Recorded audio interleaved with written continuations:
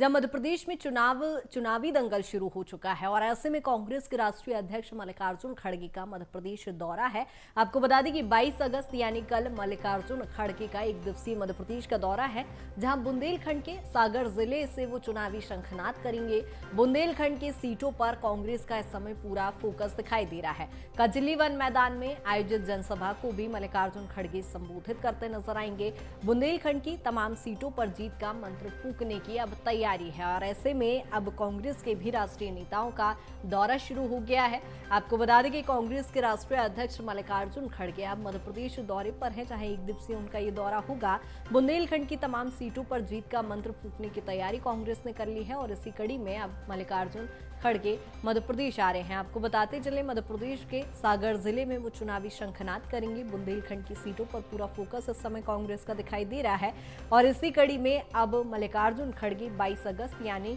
कल मध्य प्रदेश पहुंच रहे हैं। आपको बता दें कि बुंदेलखंड के सागर जिले से वो चुनावी हुंकार भरेंगे।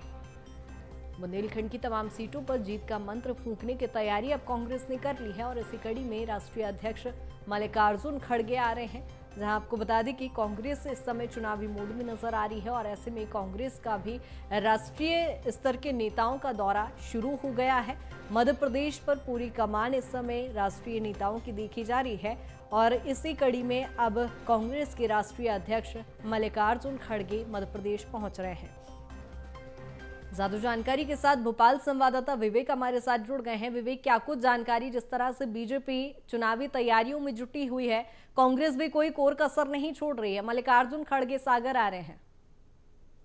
बिल्कुल कृतिका, बात की जाए मध्य प्रदेश की तो चुनावी समय में जिस प्रकार से लगातार दोनों राजनीतिक पार्टियों का जो फोकस है वो बुंदेलखंड पर दिखाई दे रहा है, क्योंकि बात की जाए बीते दिन की तो जिस प्रकार से प्रधानमंत्री नरेंद्र मोदी का सागर दौरा था और सागर में जिस प्रकार से सागर जिले में कहीं ना कहीं संत रविदास जी का जो एक बड़ा भव्य मंदिर का कार्यक्रम का आयोजन था, भूमि पूजन किया गया था, वहीं अब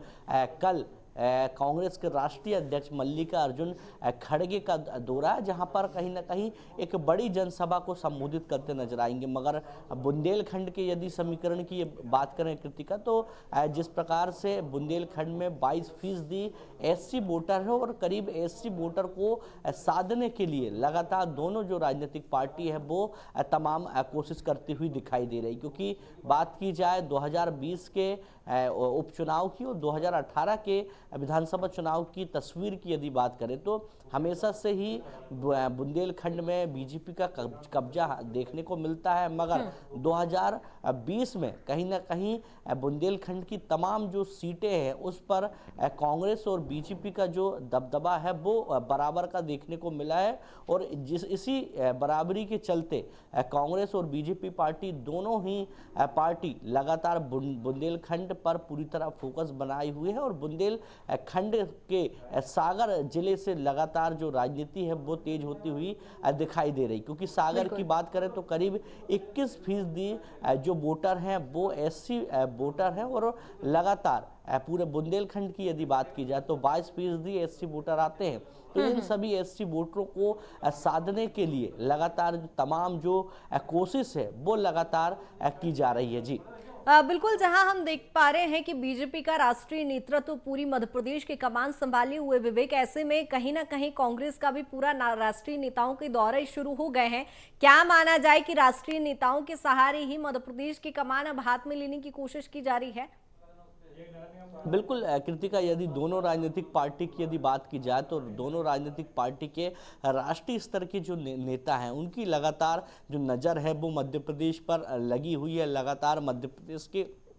अलग अलग क्षेत्र के जो दौरे हैं वो करते हुए दिखाई दे रहे हैं, क्योंकि बीते कुछ दिन पहले प्रधानमंत्री आए थे और उसके बाद केंद्रीय गृह मंत्री अमित शाह का लगातार दौरा देखने को मिल रहा है। वहीं कांग्रेस की बात करें तो कांग्रेस से प्रियंका गांधी और अब मल्लिकार्जुन खड़गे राष्ट्रीय अध्यक्ष बनने के बाद पहली बार मध्य प्रदेश में चुनावी शंखनाद करने आ रहे हैं और सागर जिले से कांग्रेस पार्टी के जो राष्ट्रीय अध्यक्ष वो अपना चुनावी शंखनाद करते दिखाई देंगे, क्योंकि मल्लिकार्जुन खड़गे की बात करें तो कहीं ना कहीं दलित वर्ग से आते हैं और दलित वर्ग को साधने के लिए मल्लिकार्जुन कहीं ना कहीं एक बार शंखनाद करते दिखाई देंगे मध्य प्रदेश की भूमि पे। जी बिल्कुल विवेक, चूंकि बहुत ज्यादा समय चुनाव में बचा नहीं है, तो क्या माना जाए कि 2018 वाली चूक दोनों ही पार्टियां नहीं करना चाहती? बड़ा सबक यहां पर दोनों पार्टियों को मिला है।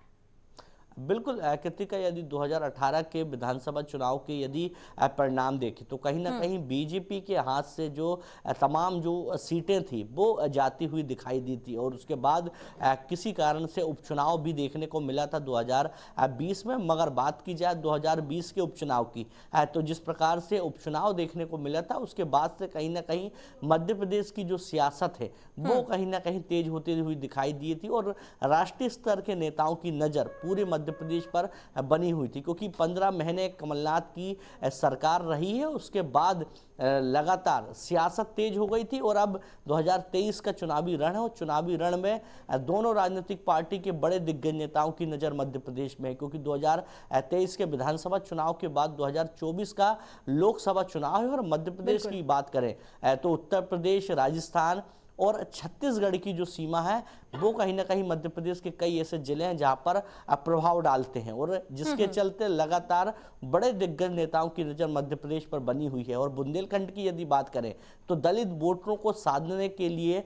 लगातार जो तमाम जो कोशिश है वो कहीं ना कहीं की जा रही है। अब देखने वाली बात है कि जिस प्रकार से दोनों राजनीतिक पार्टियों की कोशिश केवल दलित वोटरों को साधने के लिए है, और अब बात करें मध्य प्रदेश की तो पूरे मध्य प्रदेश में आदिवासी वोटर और जो दलित वोटर है वो कहीं ना कहीं जीत हार का फैसला हमेशा से ही करते आते, बड़ी महत्वपूर्ण भूमिका निभाते हैं दोनों जाति के वोटर। जी बिल्कुल विवेक, देखने वाली बात होगी ये वर्ग आखिर किसका साथ अंत तक देता है। बहुत शुक्रिया तमाम जानकारी के लिए।